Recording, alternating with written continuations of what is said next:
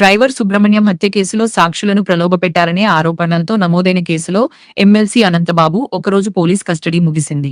సర్పవరం పోలీసులు అనంతబాబును కస్టడీ నుండి నేరుగా కాకినాడ ప్రభుత్వ ఆసుపత్రికి తరలించి వైద్య పరీక్షలు నిర్వహించారు. వైద్య పరీక్షలు పూర్తయిన తర్వాత అనంతబాబును కాకినాడ మొబైల్ కోర్టులో హాజరుపరిచారు. అనంతరం భారీ పోలీస్ బందోబస్తు మధ్య ఆయనను తిరిగి రాజమహేంద్రవరం సెంట్రల్ జైలుకు తరలించారు. సిఐవి చెన్నకేశవ మాట్లాడుతూ అనంతబాబు మొబైల్ ఫోన్ పాస్వర్డ్ గుర్తులేదని చెప్పడంతో ఆ ఫోను డాటా రికవరీ కోసం ఫోరెన్సిక్ ల్యాబ్ కు పంపామని, దీనికి సంబంధించిన నివేదిక 15 రోజుల్లో వచ్చే అవకాశం ఉందని తెలిపారు. ఈ కేసులోని సాక్షుల్లో ఒకరు ఎస్సీ వర్గానికి చెందినవారు కావడంతో అనంతబాబుపై అదనంగా మరో ఎస్సీ ఎస్టీ అట్రాసిటీ కేసును నమోదు చేశామని, అపార్ట్మెంట్ వద్ద లభ్యమైన నగదుతో తనకు ఎటువంటి సంబంధం లేదని విచారణలో అనంతబాబు పేర్కొన్నట్లు వివరించారు. సుమారుగా 47 క్వశ్చన్స్ అతన్ని అడగడం జరిగింది.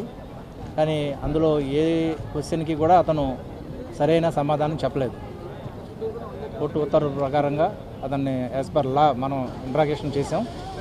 అయినా కానీ అతను ఈ సెల్ ఫోన్లో ఉన్న ఇన్ఫర్మేషన్ గురించి కానీ, ఈ సాక్షుల్ని బెదిరించిన కుట్రలో పాల్గొన్న వ్యక్తుల గురించి కానీ, ఇతని యొక్క పార్టిసిపేషన్ గురించి కానీ మనం అడిగిన ఏ క్వశ్చన్కి కూడా అతను స్ట్రైట్గా సమాధానం చెప్పలేదు.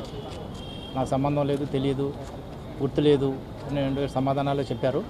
అదే విషయాన్ని మనం కోర్టుకి సబ్మిట్ చేసిన రిపోర్ట్లో తెలియజేసుకుంటూ ఆ కస్టడీ మరో గంటలో ముగుస్తుంది కాబట్టి గౌరవ థర్డ్ మొబైల్ కోర్టులో అతన్ని ప్రొడ్యూస్ చేసి మెడికల్ పరీక్షల అనంతరం మళ్ళీ తిరిగి అతన్ని సీజేఎల్కి హ్యాండ్ ఓవర్ చేయడానికి ప్రస్తుతం తీసుకెళ్ళడం జరిగింది.